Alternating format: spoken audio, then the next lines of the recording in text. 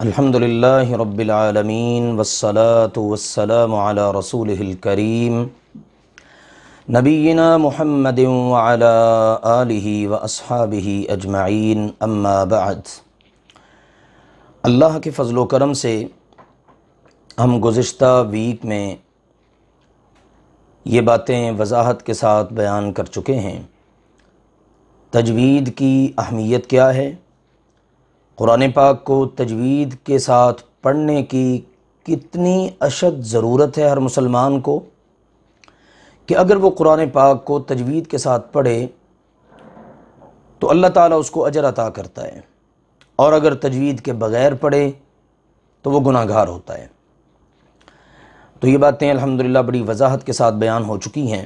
ہر مسلمان کو ان باتوں کو بڑے غور کے ساتھ سننا بھی چاہیے اور ان باتوں پر عمل کرنے کی بھی پوری طرح کوشش کرنی چاہیے۔ آج اللہ کے فضل و کرم سے ہم اپنے سبق کی دو قسموں میں سے پہلی قسم کو شروع کرنے جا رہے ہیں۔ ہم نے بتایا تھا کہ ہمارا سبق دو حصوں میں تقسیم ہوگا، یعنی تجوید کا سبق دو حصوں میں تقسیم ہوگا۔ پہلا حصہ ہوگا، اس میں ہم بیان کریں گے ان حروف کو کہ جن کی آوازیں آپس میں ملتی جلتی ہیں۔ اس کو کہا جاتا ہے متشابہ الصوت حروف، یعنی وہ حروف کہ جن کی آوازیں آپس کے اندر ملتی جلتی ہیں، ان کے اندر فرق کرنا، ان کو مد نظر رکھنا یہ از حد ضروری ہے۔ لہٰذا اللہ کی توفیق کے ساتھ ہم انشاءاللہ العزیز اس بات کو مد نظر رکھتے ہوئے اپنے سبق کو آج اس پہلی قسم کے لحاظ سے شروع کر رہے ہیں۔ دوسری قسم ہے اہم قسم کے قواعد کہ جن کا جاننا ہر مسلمان کے لیے ضروری ہے، اور ان قواعد کو مد نظر رکھتے ہوئے اگر قرآن پاک کی تلاوت کی جائے گی تو انشاءاللہ صحیح تلاوت کرنے میں کامیاب ہم ہو جائیں گے۔ تو آئیے جناب آج پڑھتے ہیں پہلا سیٹ ان حروف کا کہ جن کی آوازیں آپس میں ملتی جلتی ہیں۔ تو سب سے پہلا سیٹ ہے حمزہ اور عین کا۔ حمزہ اور عین، ان دونوں کی آواز آپس میں مل جاتی ہے۔ حمزہ ادا کرنا چونکہ آسان ہے، لہٰذا ہم لوگ عین کو بھی حمزہ ہی پڑھ دیتے ہیں۔ اور یہ بات یاد رکھیے ہمیشہ کے لیے، حرف بدلے گا تو معنی بدل جائے گا، حرف بدلے گا تو معنی بدل جائے گا۔ میں پچھلے اسباق میں اس کی متعدد مثالیں آپ کے سامنے بیان کر چکا ہوں، تو آئیے میں اس بات کو آپ کے سامنے بیان کروں۔ حرف بدلے گا تو معنی بدلے گا، اس لیے حمزہ کو ہم نے عین نہیں بننے دینا اور عین کو ہم نے حمزہ نہیں بننے دینا۔ فرق کیسے کریں گے جان لیجئے۔ حمزہ کی آواز سخت ہوتی ہے اور جھٹکے والی ہوتی ہے۔ حمزہ کی آواز سخت ہوتی ہے اور جھٹکے والی ہوتی ہے۔ آگے چل کر میں انشاءاللہ حمزہ اور الف کا فرق بیان کروں گا۔ آج اس سبق میں صرف اتنا جان لیجیے حمزہ کیا ہوتا ہے۔ ایک تو حمزہ عین کی شکل کا ہوتا ہے کہ اوپر والا حصہ عین کا صرف آ جاتا ہے، وہ معروف ہے حمزہ۔ دوسرا حمزہ ہے الف کے اوپر کوئی نہ کوئی حرکت آ جائے، زبر آ جائے، زیر آ جائے، پیش آ جائے، یا اس کے اوپر جزم سکون آ جائے، ہر صورت کے اندر وہ حمزہ ہوگا۔ اس کو پھر اس وقت ہم نے الف نہیں پڑھنا، الف زبر آ، الف زیر ای، یہ بالکل غلط ہے۔ جب الف کے اوپر زبر آ گئی تو وہ الف نہیں رہا، کیا بن گیا؟ حمزہ۔ اب پڑھیں گے حمزہ زبر آ، حمزہ زیر ای، حمزہ پیش او، با زبر حمزہ با، یہ حمزہ کے اوپر یعنی الف کے اوپر سکون اور جزم آ گئی تو وہ بن گیا حمزہ۔ تو حمزہ کی آواز سخت ہوگی اور جھٹکے والی ہوگی۔ مثال یعلمون، یعلمون، یا زبر حمزہ یا، جھٹکا اور سختی ہے، یعلمون۔ عین کی آواز کے اندر قدر نرمی ہوگی اور وہ بغیر جھٹکے کے ادا ہوگی۔ یوں ہم نے اللہ کے فضل و کرم سے فرق کرنا ہے۔ بغیر جھٹکے کے ادا کرنا ہے۔ عین کے اندر ہم نے جھٹکا پیدا نہیں ہونے دینا۔ جیسے مثال کے طور پر یعلمون، یعلمون، یعلمون، اہل علم ماہرین فن بیان کرتے ہیں کہ آپ نے عین کو حلق کے درمیان میں سے ادا کرنا ہے، حلق کے درمیان میں سے، اوپر سے نہیں، اور اس میں جھٹکا نہیں دینا، بڑی نرمی والی آپ نے آواز رکھنی ہے اور جھٹکے سے بچانا ہے۔ اگر نہ ہو سکے تو ذرا سا اپنے گلے کو درمیان میں سے دبا کر وہاں سے ادا کریں، تکلف نہیں کرنا آپ نے۔ یہ بات یاد رکھیے، قرآن کو تکلف کے ساتھ نہیں پڑھنا۔ اب دیکھیے نا، یعلمون، یا زبر عین، یا، یعلمون، تعلمون، تعقلون، یہ سب مثالیں ہیں۔ اب ہمارے یہاں کیا ہوتا ہے، عین اہتمام سے پڑھا نہیں جاتا، حمزہ پڑھ دیتے ہیں۔ اب جو حمزہ کے ساتھ یعلمون، اس کا مطلب ہے وہ تکلیف اٹھاتے ہیں، المناک جیسے ہم کہتے ہیں نا، تکلیف۔ اور یعلمون، وہ جانتے ہیں، وہ جانتے ہیں، کتنا معنی بدل گیا۔ عین کے ساتھ یعلمون وہ جانتے ہیں، حمزہ کے ساتھ وہ تکلیف اٹھاتے ہیں۔ اب ہم پڑھ رہے ہوتے ہیں یعلمون ولیکن اکثر الناس لا یعلمون، ایسے پڑھ دیتے ہیں لوگ کہ لیکن اکثر لوگ وہ تکلیف ہی نہیں اٹھاتے، حالانکہ اللہ کی یہ مراد ہی نہیں ہے۔ اللہ کی مراد ہے اکثر لوگ جانتے نہیں۔ تو یہ بات واضح ہو گئی، حرف بدلے گا تو معنی بدل جائے گا۔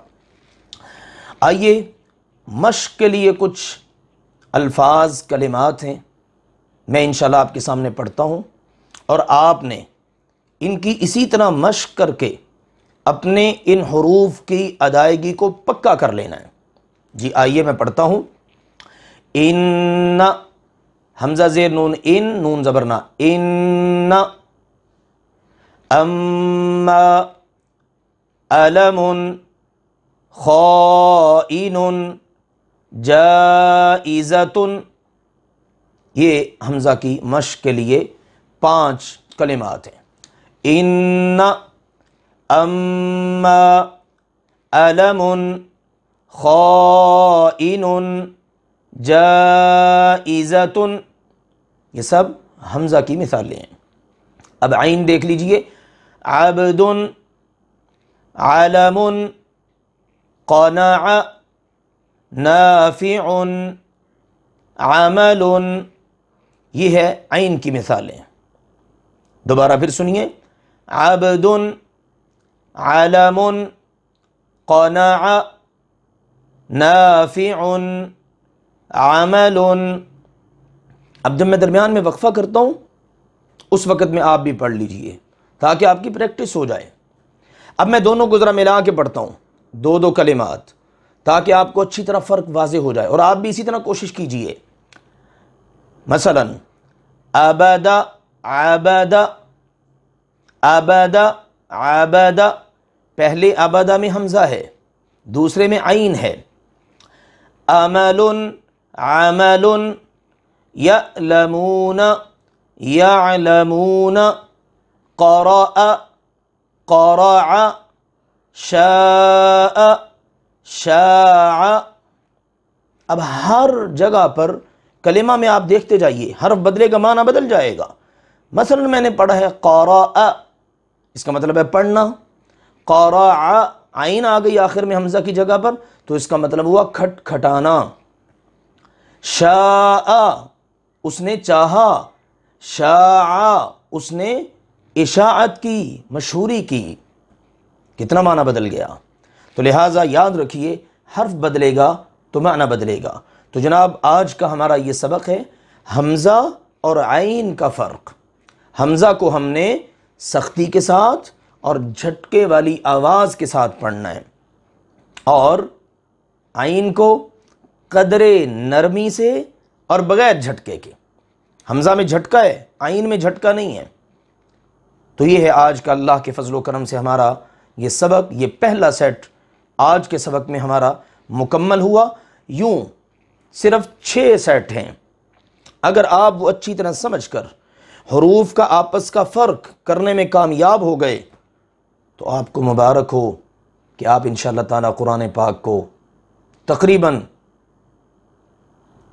90% صحیح پڑھنے میں کامیاب ہو جائیں گے، کیونکہ معانی مفاہیم صحیح ہو جائیں گے اللہ کے فضل و کرم سے۔ پھر چند ایک قواعد ہیں، وہ تقریباً آپ کہہ لیجیے 10% ہیں، ٹھیک ہے نا جی، اتنا فرق ہے۔ وہ اگر آپ موٹے موٹے چند ایک ماشاءاللہ اہل علم نے ان پر محنت کی ہے، ہمارے اساتذہ کرام نے محنت کی ہے، اللہ تعالیٰ ان کو بہت جزا دے، تو انشاءاللہ تعالیٰ آپ اللہ کے فضل و کرم سے قرآن پاک کو صحیح طور پر پڑھنے میں کامیاب ہو جائیں گے۔ اللہ ذوالجلال والاکرام ہم سب کو اس کی توفیق عطا فرمائے۔ اب اللہ کے فضل و کرم سے ہم آگے بڑھتے ہیں اپنے دوسرے موضوع اور مضمون کی طرف، جس کے اندر ہم انشاءاللہ العزیز اللہ کے فضل و کرم سے تفسیر اس کو انشاءاللہ العزیز بیان کریں گے اللہ کی توفیق کے ساتھ۔ اللہ ذوالجلال والاکرام ہم سب کو بس سمجھنے کی توفیق عطا کرے انشاءاللہ تعالی۔ آج ہم انشاءاللہ تعالی تعوذ اور تسمیہ کا ذکر کریں گے انشاءاللہ العزیز۔ تعوذ یہ استعمال ہوتا ہے کلمہ اعوذ باللہ من الشیطان الرجیم، اس کے لیے، یعنی آپ نے اعوذ باللہ من الشیطان الرجیم اس کے لیے اگر مختصر طور پر کچھ پڑھنا ہے تو اس کو ہم اپنی آسانی کے لیے کہیں گے، ہم کہیں گے تعوذ۔ تعوذ مراد اعوذ باللہ من الشیطان الرجیم۔ تعوذ کی ابتدا کے اندر چند باتیں ملحوظ خاطر رکھیے، اس کے بعد میں انشاءاللہ مختصراً اس کے احکام اور اس کی تفسیر عرض کرتا ہوں۔ سب سے پہلی بات یہ ہے، تعوذ کی ضرورت پیش کیوں آتی ہے؟ اس لیے پیش آتی ہے کہ شیطان ہمارا سب سے بڑا اور خوفناک چھپا ہوا دشمن ہے، جس کو کسی بھی قسم کا حسن سلوک جھکا نہیں سکتا۔ اس نے ہمارے ماں باپ کو جنت سے نکلوا دیا، تو اللہ ذوالجلال والاکرام نے فرمایا یا بنی آدم لا یفتننکم الشیطان کما اخرج ابویکم من الجنہ، اے اولاد آدم کہیں شیطان تمہیں فتنے میں نہ ڈال دے جیسا کہ اس نے تمہارے ماں باپ کو جنت سے نکلوا دیا۔ اب اس خوفناک دشمن سے، چھپے ہوئے دشمن سے جو ظاہر ہے نظر ہی نہیں آتا، اس سے بچاؤ کے لیے کیا کرنا ہے؟ اللہ تعالیٰ نے فرمایا وَإِمَّا يَنزَغَنَّكَ مِنَ الشَّيْطَانِ نَزْغٌ فَاسْتَعِذْ بِاللَّهِ إِنَّهُ هُوَ السَّمِيعُ الْعَلِيمُ۔ جس وقت بھی شیطان تمہارے دلوں میں کوئی وسوسہ ڈالے، کوئی شر ڈالے، تمہیں شر پر مجبور کرے، تو فوراً اللہ کی پناہ طلب کرو، یقیناً وہ اللہ تعالیٰ ہمیشہ سے سب کچھ سننے والا، سب کچھ جاننے والا ہے۔ تو اس لیے ضرورت پیش آتی ہے کہ ہم اعوذ باللہ من الشیطان الرجیم اس کو پڑھیں، ٹھیک ہے؟ کیونکہ شیطان سے ہم نے اپنے آپ کو اپنے اللہ ذوالجلال والاکرام کی پناہ میں دینا ہے۔ اس نے اللہ تعالیٰ کی بارگاہ میں قسم اٹھا کے کہا تھا، جب اللہ نے اس کو مردود قرار دے کر اپنی بارگاہ سے نکال دیا تو کہنے لگا اللہ فبعزتک لأغوینہم اجمعین، مجھے تیری عزت کی قسم ہے میں اس اولاد آدم کو ضرور گمراہ کروں گا۔ اندازہ کیجئے اس کی کتنی بڑی جسارت اور کتنی خوفناک پلاننگ ہے، لیکن ساتھ کہتا ہے الا عبادک منہم المخلصین، مگر تیرے مخلص بندوں کے سوا، یعنی تیرے مخلص بندوں کے علاوہ سب کو گمراہ کر دوں گا۔ تیرے مخلص بندے ہوں گے جو میری گمراہی میں نہیں آئیں گے۔ اس لیے اللہ ذوالجلال والاکرام کی طرف سے اس بات کی تلقین ہو گئی، اور خاص طور پر جب قرآن پڑھنا ہے تو اللہ نے فرمایا فَإِذَا قَرَأْتَ الْقُرْآنَ فَاسْتَعِذْ بِاللَّهِ مِنَ الشَّيْطَانِ الرَّجِيمِ، جس وقت تمہارا ارادہ ہو کہ تم نے قرآن پڑھنا ہے تو تم اپنے آپ کو شیطان مردود سے اپنے اللہ کی پناہ میں دے دو۔ یہ بات تو واضح ہے کہ شیطان مردود انسان سے زیادہ طاقتور ہے۔ اب اس سے زیادہ طاقتور ذات پاک کی ہی پناہ کی ضرورت ہے نا، ایسا تو نہیں ہوگا کہ ہم اس سے کمتر ذات سے جناب جا کر پناہ طلب کرنا شروع کر دیں۔ تو پھر اس سے اعلیٰ زیادہ طاقتور ذات کس کی ہے؟ اللہ سبحانہ و تعالیٰ کی۔ اور پھر اس کے ساتھ ساتھ یہ بات بھی یاد رکھنے کی بہت ضرورت ہے کہ یہ شیطان ایسا خوفناک دشمن ہے کہ اگر اس کے ہاتھوں سے کوئی بندہ قتل ہو جائے، مارا جائے، یعنی اس کا خاتمہ اچھا نہ ہو، تو وہ مردود ہوتا ہے۔ ظاہری دشمن ہوتا ہے نا، کافر، کوئی ہندو، کوئی یہودی، کوئی آپ سے لڑ رہا ہے اللہ کا دشمن، اس کے ہاتھوں آپ مارے جائیں تو آپ کیا بنیں گے؟ شہید۔ لیکن شیطان کے ہاتھوں اگر آپ مارے گئے، خاتمہ اچھا نہ ہوا، تو آپ ہوں گے طرید، یعنی مردود، دھتکارے ہوئے اللہ کی بارگاہ سے۔ کتنی خوفناک بات ہے۔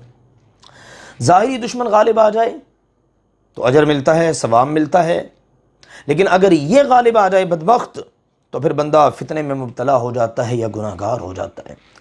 اسی طرح شیطان انسان کو دیکھتا ہے، مگر انسان شیطان کو نہیں دیکھ سکتا، اس لیے شیطان کے شر اور وسوسے سے بچنے کے لیے استعاذہ، یعنی پناہ طلب کرنا، اس استعاذہ کے ذریعے اللہ سبحانہ و تعالیٰ کی ذات پاک سے مدد طلب کی جاتی ہے۔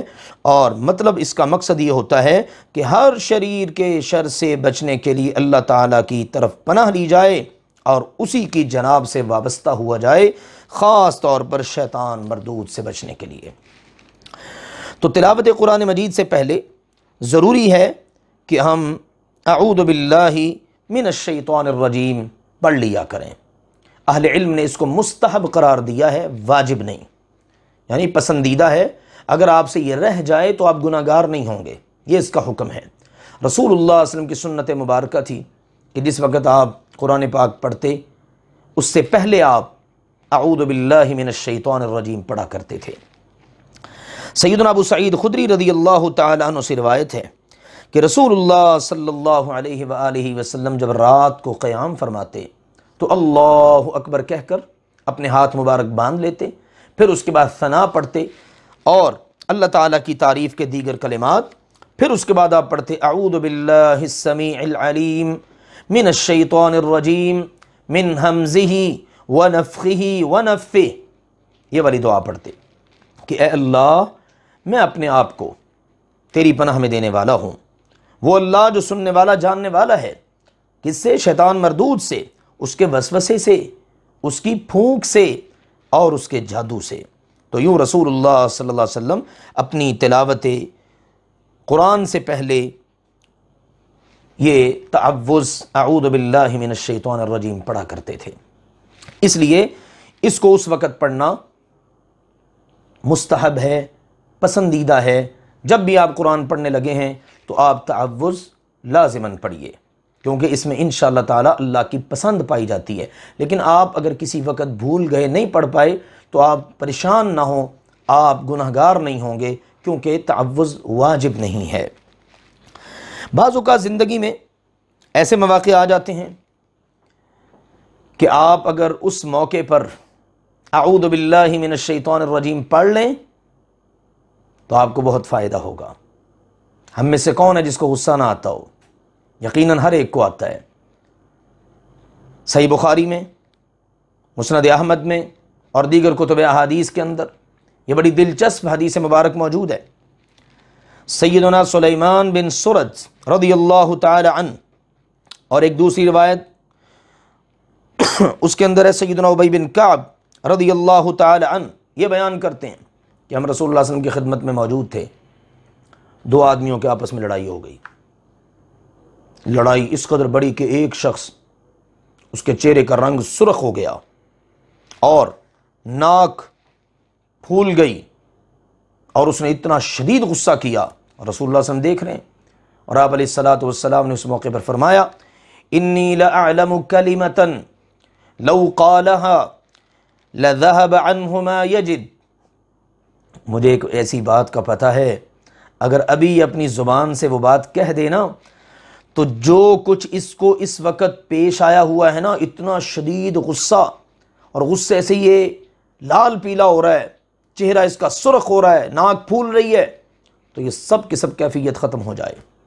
اور پھر آپ نے فرمایا لو قال، اگر یہ کہہ دینا اعوذ باللہ من الشیطان الرجیم، اگر یہ تعوذ پڑھ لینا تو یہ شیطان کی طرف سے آنے والا غصہ سارے کا سارا ختم ہو جائے گا۔ تو جناب یہ ہے تعوذ کا فائدہ ہماری زندگی کے اندر۔ آج ہم قدم قدم پر غصہ کر کے اپنے گھروں کو تباہ کر بیٹھتے ہیں، بڑے بڑے نقصانات کر بیٹھتے ہیں۔ آئیے آج اتنا خوبصورت ایک گفٹ وصول کیجئے۔ رسول اللہ صلی اللہ علیہ وسلم نے یہ بات بتا دی کہ اگر بندہ غصے کی حالت میں یہ تعوذ پڑھ لے تو اس کا غصہ ختم ہو جائے گا، اور بڑے بڑے نقصانات سے انسان، خاص طور پر مسلمان، اپنے آپ کو بچانے میں کامیاب ہو جائے گا۔ اب یہ جانیے کہ تلاوت قرآن سے پہلے تعوذ کی آخر ضرورت کیا ہے؟ ضرورت یہ ہے کہ ہم قرآن پاک جس وقت نہیں پڑھ رہے ہوتے، عام معمولات زندگی میں ہوتے ہیں، تو ہماری زبان سے بہت ساری غلط باتیں نکل گئی ہوتی ہیں، گالی، غیبت، جھوٹ، چغلی، کسی کو برا کہنا، کسی پر کیچڑ اچھالنا، یہ سارے زبان کے اعمال ہیں۔ تو ہم تعوذ کے ذریعے اپنی زبان کو پاک کر لیتے ہیں، اس لیے کہ ہم اپنے پاک رب کا پاک کلام پڑھنے لگے ہیں۔ تو اس لیے ہم نے تعوذ پڑھنا ہے۔ اعوذ باللہ من الشیطان الرجیم۔ اعوذ کا مطلب ہے میں پناہ میں آتا ہوں۔ اعوذ، میں پناہ میں آتا ہوں، باللہ، اللہ تعالی کی۔ اعوذ، میں پناہ میں آتا ہوں، باللہ، اللہ تعالی کی، من، سے، الشیطان، شیطان، الرجیم، جو کہ مردود ہے۔ اعوذ، میں پناہ میں آتا ہوں۔ اس کا ترجمہ یہ نہیں کرنا چاہیے میں پناہ طلب کرتا ہوں، یاد رکھیے ایسا نہیں کرنا۔ جب آپ طلب کرتے ہیں تو دینے والے کی مرضی ہے، دے نہ دے، ٹھیک ہے نا؟ آپ اللہ تعالیٰ کی پناہ طلب کر رہے ہیں، اللہ کی مرضی ہے عطا کرے نہ کرے، لیکن یہاں پر یہ معنی نہیں ہے۔ یہاں پر یہ ہے کہ میں اپنے آپ کو اللہ کی پناہ میں دے رہا ہوں، میرا اور میرے رب کا تعلق اتنا مضبوط ہے، جیسے چھوٹا سا بچہ اپنی اس ذات کی طرف بھاگتا ہے، ماں کی طرف بھاگتا ہے جس پر بڑا اعتماد ہوتا ہے دشمن سے بچنے کے لیے، اور وہ جا کے اپنے آپ کو اس کی پناہ میں دے دیتا ہے۔ ہم بھی زندگی میں ایسے ہی کرتے ہیں، ہم کہتے ہیں لو بھائی میرا کام تھا، میں آپ کے پاس آ گیا ہوں، اب آپ جانیں اور وہ جانیں جس کے ساتھ میرا معاملہ ہے۔ بالکل اسی طرح ہمارا اگر دشمن کے ساتھ معاملہ ہے، شیطان کے ساتھ، ہم اپنے آپ کو اپنے اللہ کے ساتھ اس وثوق کے ساتھ اس کی پناہ میں دیں کہ اللہ میں نے تو بس اپنے آپ کو تیری پناہ میں دے دیا ہے، اب تو جانے اور شیطان جانے۔ سبحان اللہ۔ تو اعوذ، میں پناہ میں آتا ہوں، باللہ، اللہ کی، من، سے، الشیطان، شیطان۔ شیطان یہ شیطانہ سے ہے جس کے معنی دور ہونے کے ہیں۔ شیطان کو شیطان اس لیے کہا جاتا ہے کیونکہ یہ رحمت سے دور ہے، نیکی سے دور ہے، اللہ نے اس کو جنت سے دور کر دیا، اور یہ انسانی فطرت سے دوری اختیار کرتا ہے۔ اسی طرح یہ شاطا جس کا مطلب ہوتا ہے بھڑکنا، کیونکہ یہ آگ سے پیدا ہوا ہے اس لیے اس کو شیطان کہا جاتا ہے۔ یہ اس کا نام اللہ سبحانہ و تعالی نے قرآن مجید میں بھی بیان کیا ہے، اور اس کے نام کی یہ وجہ ہے۔ رجیم، جو اس کی صفت اللہ سبحانہ و تعالیٰ کی طرف سے یہاں پر بیان کی گئی ہے، اہل علم نے بیان کیا ہے اس کی دو شکلیں ہو سکتی ہیں، یا تو یہ مرجوم کے معنی میں ہوگا، مردود، جس کو راندہ درگاہ کر دیا جائے، جو ملعون ہو، اللہ تعالیٰ نے اس کو اپنی رحمت سے دور کر دیا، ہر قسم کی خیر سے دور۔ دوسرا مطلب ہے راجم، یعنی رجم کرنے والا، کیونکہ لوگوں کو وسوسے ڈال کر، بےہودہ خیالات ان کے دلوں میں لا کر اس کے ذریعے رجم کرتا ہے، یعنی دور کر دیتا ہے۔ لہٰذا یہ ہے شیطان جو خود بھی راندہ درگاہ ہے اور اپنی کوششوں کے ذریعے انسانوں کو بھی اللہ کی رحمت سے دور کرنا چاہتا ہے۔ تو یہ ہے جناب تعوذ، اعوذ باللہ من الشیطان الرجیم، میں اللہ کی پناہ میں آتا ہوں شیطان مردود سے۔ یہ ہے کہ جس وقت ہم نے اللہ کے فضل و کرم سے آغاز کرنا ہے قرآن پاک کو پڑھنے کا، تو ہم نے اس سے پہلے اللہ کے حکم پر عمل کرتے ہوئے تعوذ پڑھنا ہے۔ تعوذ یعنی اعوذ باللہ من الشیطان الرجیم، میں اللہ کی پناہ میں دیتا ہوں اپنے آپ کو۔ اللہ سبحانہ و تعالی، یہ اللہ تعالیٰ کا ذاتی نام ہے۔ اس کے علاوہ جتنے بھی اللہ تعالیٰ کے نام ہیں نا، وہ سب صفاتی نام ہیں، الرحمن، الرحیم، المنان، الحنان۔ نبی اکرم صلی اللہ علیہ وآلہ وسلم نے فرمایا ان للہ 99 اسما، اللہ تعالیٰ کے 99 نام ہیں، 100 الا واحدہ، ایک کم 100. من احصاها، جو ان کو یاد کرے گا، ان کے مطابق عقیدہ بنائے گا. احصا، حافظہ نہیں کہا کہ ان کو حفظ کر لے، نہیں، احصا ان کو شمار کرتا ہے، ان کو گنتا ہے، ان کو یاد کرتا ہے، ان کو پڑھتا ہے، ان کے مطابق عقیدہ بناتا ہے، ان کے مطابق عمل پیرا ہے، تو اللہ کے نبی صلی اللہ علیہ وسلم نے فرمایا دخل الجنہ، وہ جنت میں داخل ہو جائے گا. ہمارے پیارے رب سبحانہ و تعالیٰ کے پیارے پیارے نام، للہ الاسماء الحسنی، لوگوں اللہ تعالیٰ کے بڑے اچھے اچھے نام ہیں. اللہ کے نام بڑے خوبصورت ہیں. اللہ کو ناموں کے ساتھ پکارا کرو. تو ہمارے پیارے رب تعالیٰ کے نام کتنے مبارک ہیں کہ جو شخص ان کو یاد کر لے، ان کو پڑھنے کا اہتمام کرے، ان کے مطابق عقیدہ بنائے، ان کے مطابق اپنا تعلق اللہ سے جوڑے، تو اللہ اس کو جنت کا داخلہ عطا کر دیتا ہے. تو آئیے آج کے سبق میں صرف ہم تعوذ کو ہی بیان کرنے پر اکتفا کرتے ہیں.